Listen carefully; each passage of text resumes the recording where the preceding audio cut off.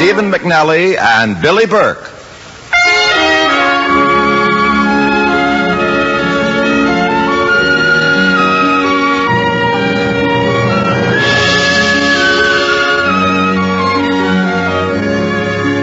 From Hollywood, the Mutual Network, in cooperation with Family Theater, presents The Fourth Act, starring Stephen McNally.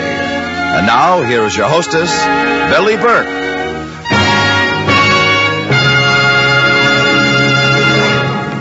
Thank you, Tony Lofrano. Family Theater's only purpose is to bring to everyone's attention a practice that must become as important part of our lives if we are to win peace for ourselves, peace for our families, and peace for the world. Family Theater urges you to pray. Pray together as a family.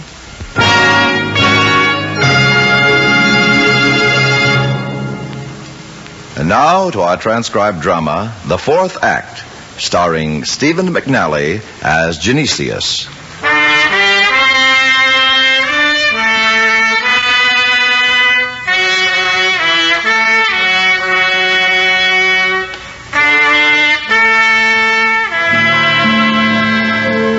In the year 300, the capital of the known world was Rome. Outwardly, it gave no sign of the decadence that would finally crumble its empire.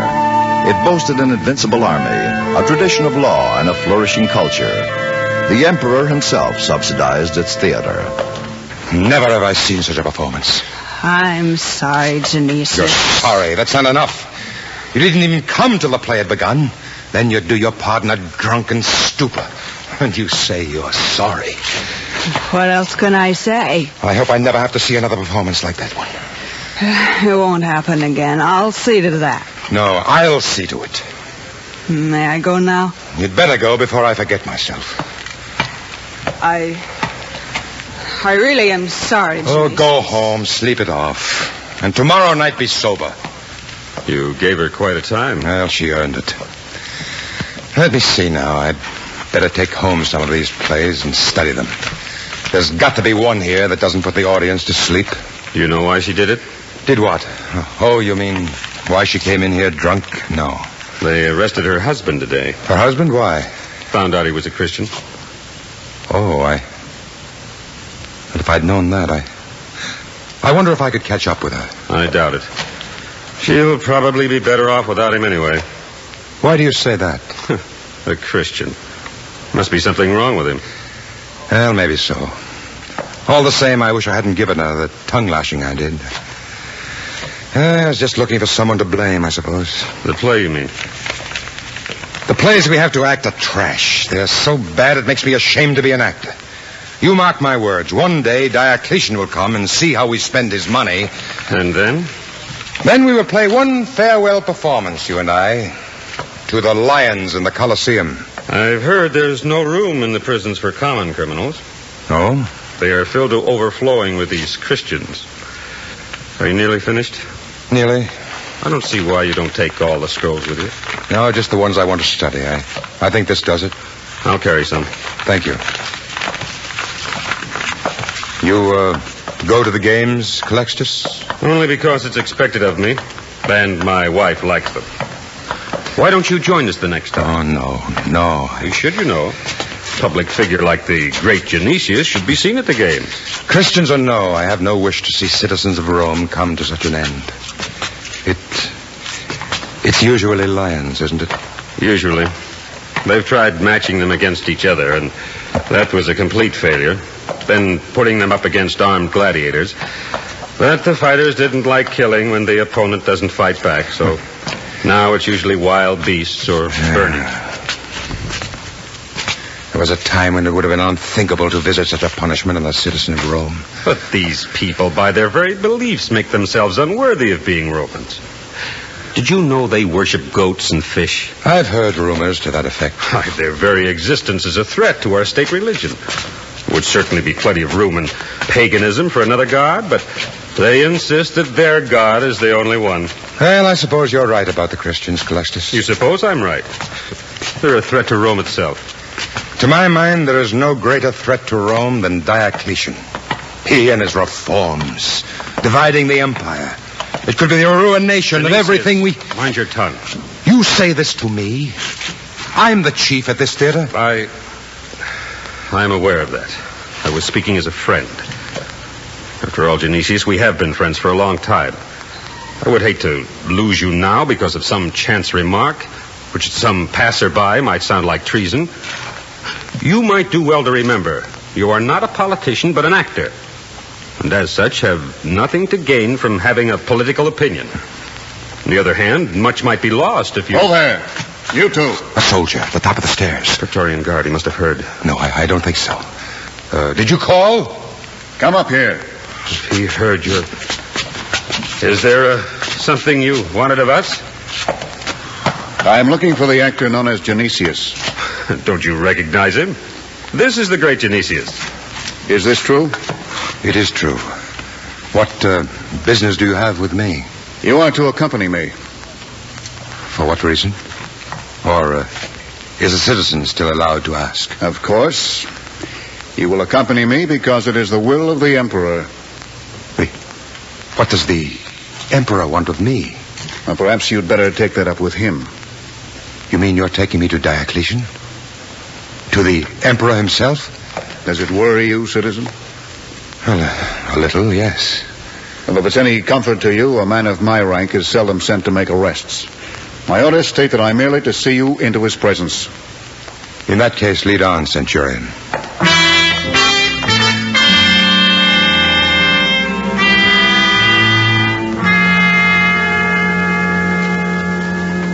You appear somewhat ill at ease, Genesius. Well, I've never been in such an august presence before, my Emperor. Oh. Then you must look to Cletus here. Only a centurion, mind you. Not even a general. Always at ease. But then he has had long practice, haven't you, Cletus? I have, Your Imperial Highness. One of my most trusted aides.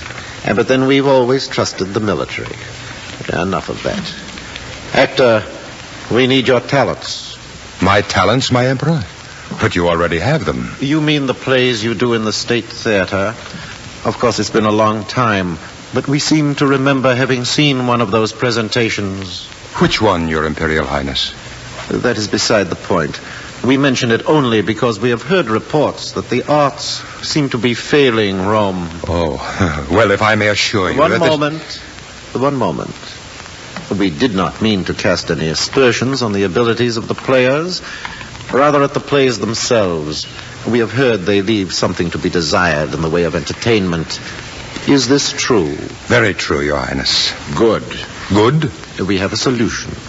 You, actor Genesius, shall write a play. I, Your Highness? But I am no Seneca. You have eyes. You will have our support. And we have heard that you are not without humor.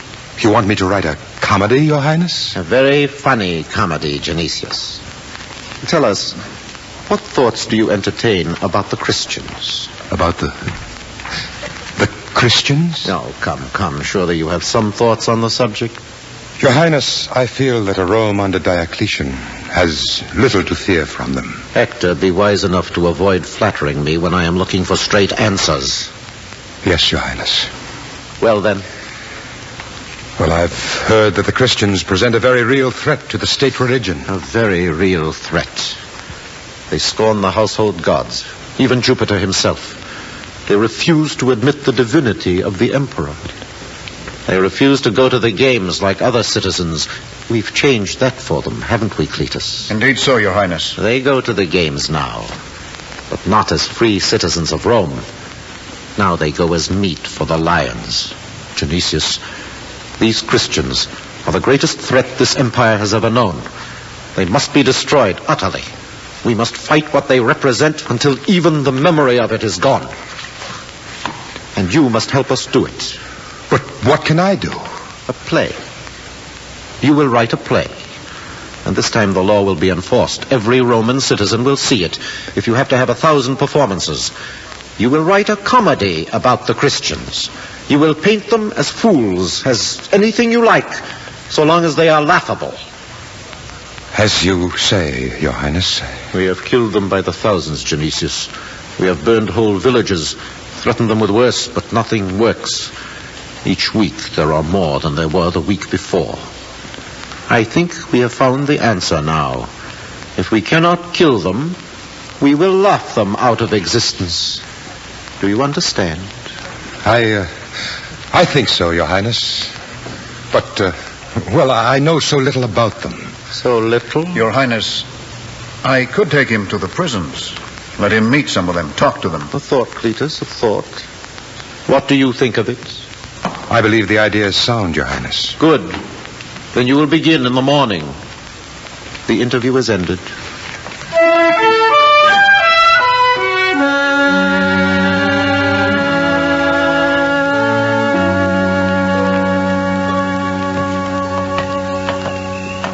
These are your quarters? They are. I would think it belonged to a senator, at least. The state is not unkind to exorcists. So tomorrow we go to the prisons. To the cells at the arena. That's where they keep most of the priests. And the people from influential families. From influential families? Are there many? More than you might think. That's why they're kept at the arena. The Emperor hopes that the sight of others dying might make those of influence change their minds. Do they? Some have. Not many.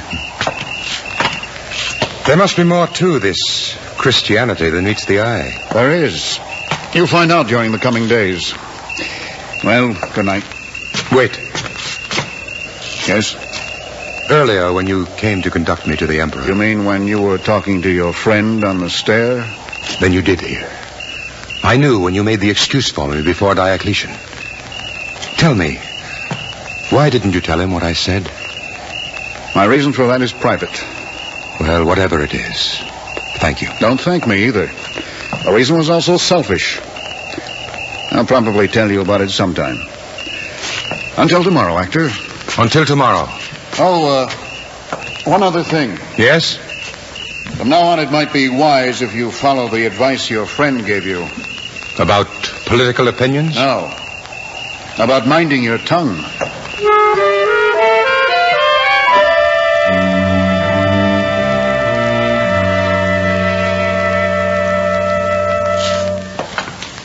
What do you know about them? Nothing. Or next to nothing. I've heard that they worship goats. Yes, I know that you've heard that. And I've heard that they sing on their way into the arena. Well, that happened only once in my memory. Sometimes they cry. Sometimes they scream. But they go. And the speaking of a single word would set them free. It is a most uncommon bravery they have. Here, down these steps. But why? What can this religion be to be great enough to give up everything for? To face these lions for? You'll have to ask them. And after you've heard the answer, maybe you'll understand. If you have the gift these people call faith. I heard that all the cells of the arena were filled to overflowing. Yet this one is almost empty. A girl and an old man. These people the Emperor considers dangerous. Well, they haven't noticed us yet.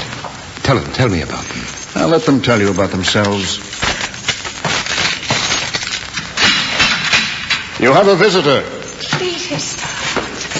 Cletus, I thought I have a friend of the Emperor with me. Oh? Bring him in. By all means, bring him in. Go on, Genesius. You two know each other? Your dealings are with the old man. He'll answer your questions. Of course. His beard makes it difficult, but I have the feeling I've seen this man before. You have seen him many times before. He was one of Rome's greatest generals. Proclus Gaius? Can this be? It can, and it is. May I present my daughter, Claudia? We are honored, Claudia. Our visitor is none other than the great Genesius. Of the theater. I'm flattered that you should recognize me, General. But this must be some mistake, Cletus. Surely this man is no Christian? Oh, but I am. Perhaps now you can see why the Emperor considers him dangerous. If it were generally known that the esteemed Proclus is a Christian, you might imagine the effect, especially upon the military. Indeed I can. I don't mean to seem inhospitable, but I am curious as to the nature of this visit. Well, I would learn something about this religion of yours. The Emperor sends you potential converts, Father? It does seem a little strange, but then Perhaps Cletus has an answer. Sir, the Emperor ordered me to let him talk to some of the condemned. I brought him to you because I thought you could give him a true picture. Diocletian has ordered him to write a play. A play? The kind of a play Judas might have written. Ah, I see. Well, Genesius, what would you like to know about Christianity? You will answer my questions then? Of course. All right. First, who was this Judas? He knows the right questions. You underestimated this man, Cletus. Genesius, Judas was a betrayer. He it was who betrayed our Master, Jesus Christ, the man who sold him to be crucified. My next question. Is Cletus one of you? I am. Ah, then now I know why you did not report my indiscretion to the Emperor. Now, if I report you, you can report me, an effective countermeasure. I am a soldier, and a soldier must have weapons. Do you intend to use this weapon to keep me from doing what the Emperor has ordered me to do? Cletus is in a valuable position. He has been able to warn many who would otherwise be dead. He would be a fool to jeopardize that position. And now, you have other questions, Genesius? General, I don't know enough about Christianity to ask questions. I've heard that you worship fish and goats. We worship fish and goats. That's what I've heard. That, of course, is ridiculous. I will tell you the whole story, but it might be wise to start by correcting your misconceptions. Sit down, Genesius. I'm sorry I can't offer you a more comfortable seat than a straw-covered floor. Oh, that's all right. Now, about the fish. Merely a sign or a token we used to use to identify each other. Persecutions such as this are not new to us, you know. You say used to use? Now we use the cross. The cross? But a cross brings to mind, well, crucifixion. Jesus died on a cross. Now, about the goat. You said a goat. Well, that's what I heard, General. That could be a distortion of fact by our enemies. You see, Jesus, the Son of God, came to us to die, to sacrifice himself so that we might gain eternal life. A lamb is symbolic of sacrifice, so sometimes we refer to Jesus as he referred to himself on a number of occasions as the Lamb of God. Now you say this Jesus was the Son of God. He is. The Emperor claims to be divine. The Emperor is a fat old man, nothing more nor less. Well, then why do you believe one and not the other when they both make the same claim? There are a number of reasons. I could give you 50. Give me one. Jesus Christ said he was the only Son of God. He worked hundreds of miracles. He couldn't have worked them unless he was who he claimed he was. And he said he would rise from the dead. And 3 days after his crucifixion, he did. He what? Perhaps I had better start from the beginning, if you have enough time to listen. I have the time, and I have been ordered to listen. Fine. Well, the story actually begins before the creation of the world. You see, Genesius, in the beginning, there was God.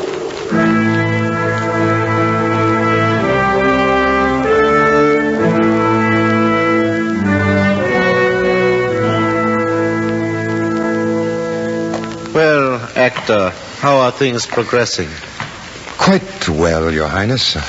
I am making progress. We have it from Cletus that you spent all day, every day last week, talking to prisoners at the Colosseum. That's true, Your Highness. Trying to get the history of this cult. I am going again today. Today? It takes a great deal of information, Your Imperial Highness, to fill 5 acts. Get your information then, Genesius. But your play must be ready 1 month from today. 1 month, Your Highness? 1 month. And Genesius, it had better be very funny.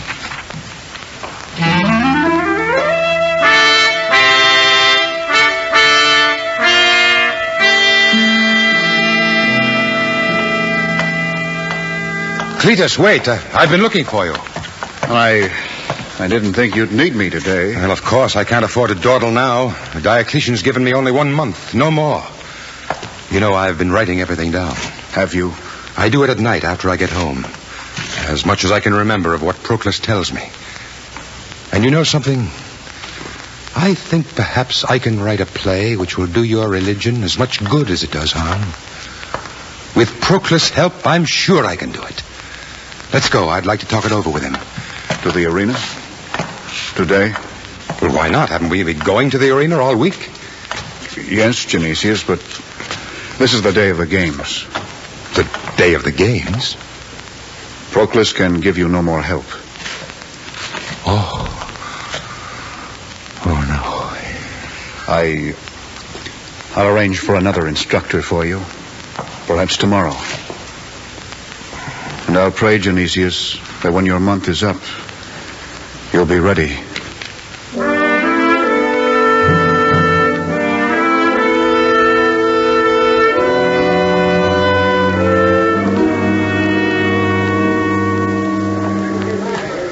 Any sign yet? Any sign? None that I can see. Oh, Genesius, I have never seen such an audience. The guard will come in first. The men will take their stations. Then the emperor. There are no guards, not yet. It's past the hour. Wait, what's that? Where? There. The Praetorian Guard is coming in. Oh, yes. In a few moments, Diocletian will follow. Come, I have some last-minute changes to make. Changes? Are you mad? Come. I've forgotten everything. Everything. The emperor himself is on here. Quiet, please. You have all learned to play in 5 acts. You have done this in a remarkable time.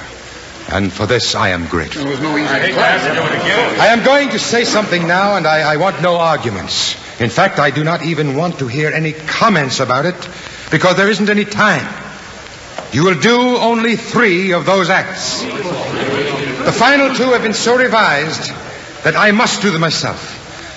That's all I have to say. You may get back to your preparations. Genesius! Oh, Cletus, I didn't expect to see you. Come with me, quickly. What's the matter? Come. I don't want to be overheard.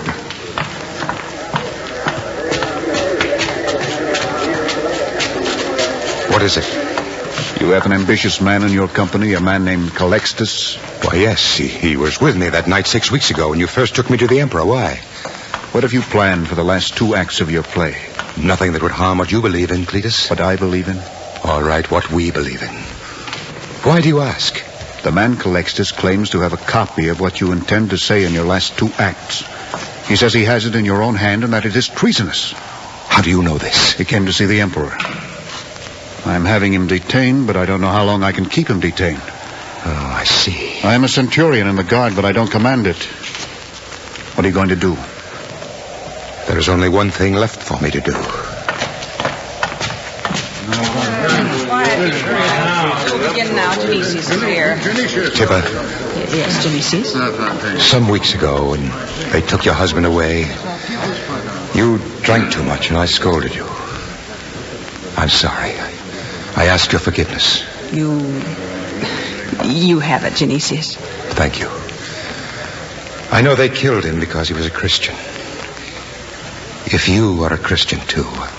If you are a Christian, too. Pray for me. Goodbye, Tippa. What a strange thing to say. Not really strange. He's going out onto the stage alone. What do you suppose he's going to do? I know what he's going to do. What? The 4th act.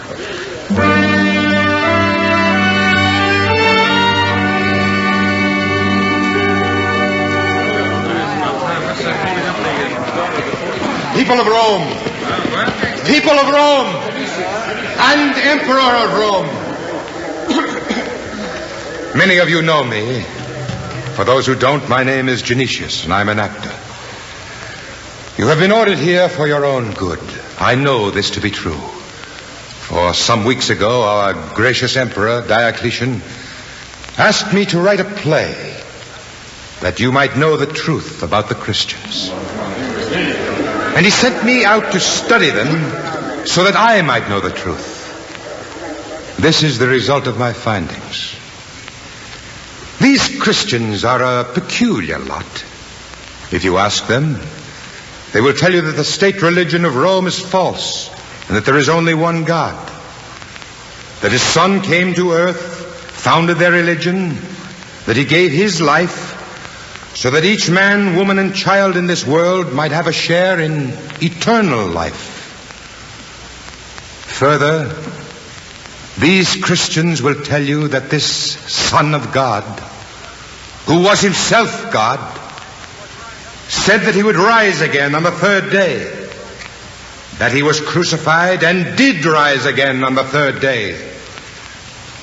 Now some of our greatest men have listened to these sayings and have believed them. The trusted and beloved General Proclus, Marcus Antonius, former senators Marcellus, Cassius, and 20 others whose names are known to you. They believed, these followers of Jesus, and I'll tell you why. I can tell you better than they, for I am still alive. They believed because it was the truth. The things that Jesus taught are true. Stop him! Soldiers! Stop that man! Stop him!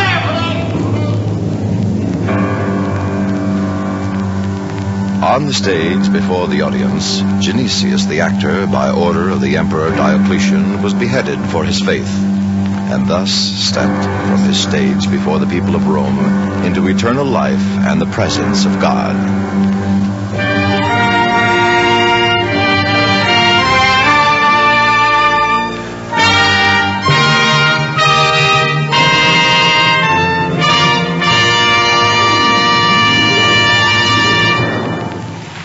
This is Billy Burke again. We of the theatre are extremely proud of our Genesius and of other figures like him, not all of whom indeed suffered martyrdom for their beliefs, as he did, but who have through the ages lived up to the splendid traditions of noble aspirations, of generosity, and in many more cases than the public may be aware of tender and devoted family life. Genesius was a hero and our inspiration. In our own more humble and much smaller way, we are privileged to follow in his footsteps. Genesius, the careless man, vain perhaps at first, yet who rose grandly to the occasion and played his part to the end. Genesius, the man of prayer, without which he would never have had the courage or the grace to defy imperial custom and unjust law to his death. And so, Family Theatre tonight reiterates its message that prayer is the mighty solvent, the true communication medium between God and man, and that the family that prays together stays together. More things are wrought by prayer than this world dreams of.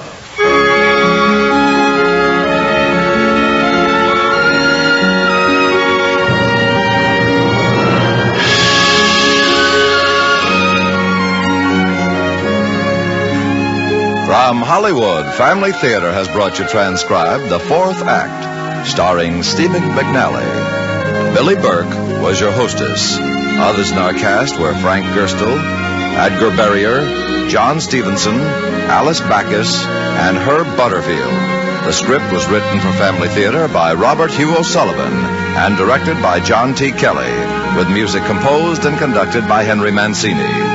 This series of Family Theatre broadcasts is made possible by the thousands of you who feel the need for this type of program, by the Mutual Network, which has responded to this need, and by the hundreds of stars of stage, screen, and radio who give so unselfishly of their time and talent to appear on our Family Theatre stage. To them and to you, our humble thanks. This is Tony Lofrano expressing the wish of Family Theatre that the blessing of God may be upon you and your home, and inviting you to join us again next week when Family Theatre will present Flight Plan, starring Nancy Gates. Scott Brady will be your host. Join us, won't you?